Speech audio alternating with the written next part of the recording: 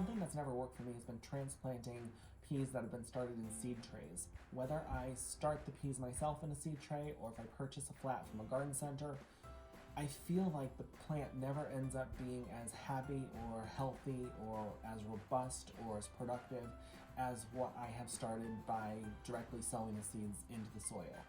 When I do that, in addition to rototilling and adding compost where I'm planting the seeds, I always use an inoculant. Inoculant is a bacteria that causes legume seeds, pea seeds, to form nitrogen-fixing nodules. Some people coat the seeds with it before they plant. Some people put it in the soil and then put the seed down. Some people put the seed down in the soil and then put this on it from there.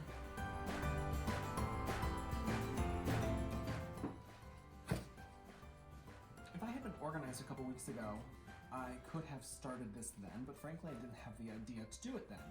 But I figured, why not run a little experiment? Take 4 pea seeds without inoculant and 4 pea seeds with inoculant, and over the next couple of weeks, see which ones grow stronger, see which ones produce more roots or don't, and perhaps gauge how effective inoculant in this situation is.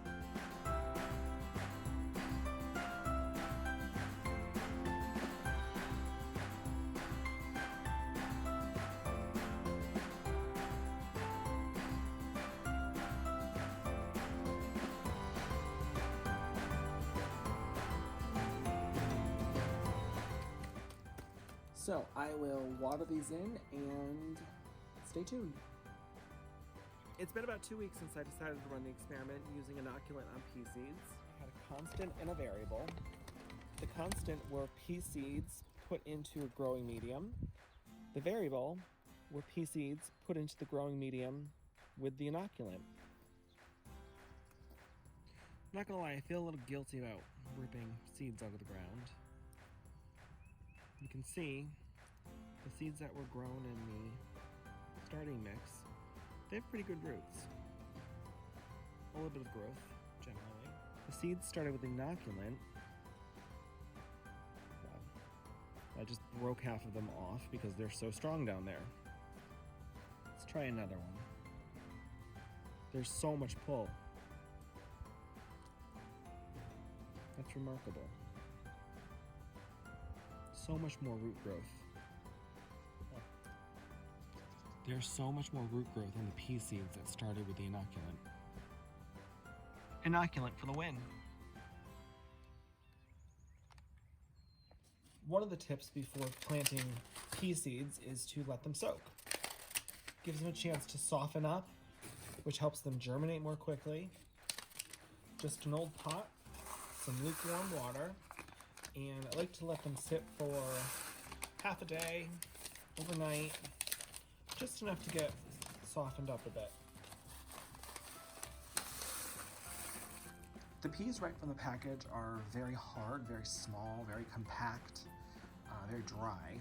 After soaking them for about 14 hours, they become very plump, very juicy. The difference is pretty remarkable.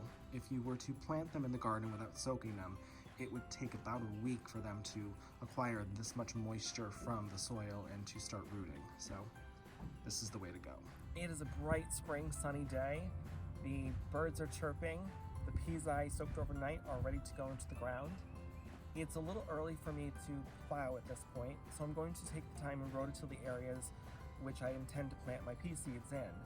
Now, I realize that not everyone is a proponent of rototilling because it can really break up the soil, it can cause erosion. Where I am, my soil can be a little clay-like, and frankly, I need to break up the soil. I need to give the roots room to grow and create drainage, and every year I'm constantly amending my soil with compost, with organic matter to try and build it up and keep it healthy.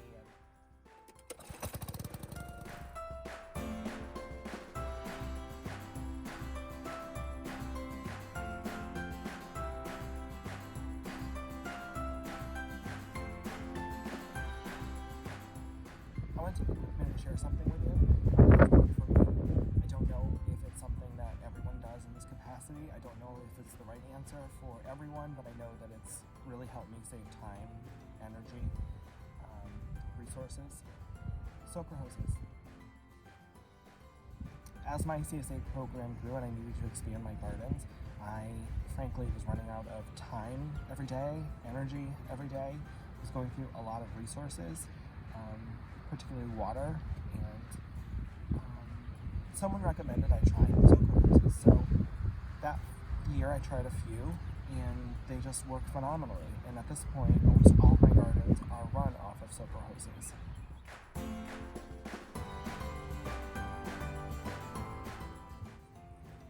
So I dig a healthy trough with my hoe, fill it in with compost. I have 2 varieties of peas to plant this year. One variety you plant in rows. It grows about 2.5 feet tall. The second variety grow on vines, so I put those on the edges where I have a 5-foot tall wire fence. Now I've used my hoe to dig trenches where I've already set my soaker hoses. Peas don't like to be very, very deep. However, they're really heavy feeders, so they need a lot of room for their roots to grow, and they need a lot of food basically. So after I've dug my trenches out, I add compost that I'm fortunate to be able to make here on the farm with goat manure, chicken manure, horse manure, cow manure, mixed in with organic material like lawn clippings, leaves in the fall. Over time, it just becomes black gold. It's great.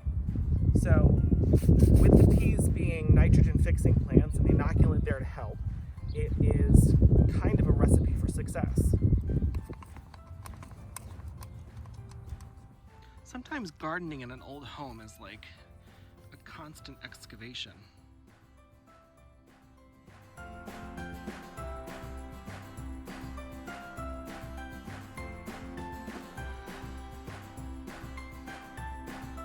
I've gone a little heavy with the seeds.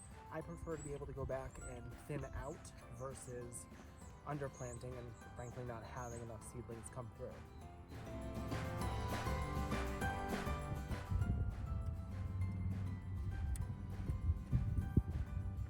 At this point, all of the peas have been covered over. I've tamped them down.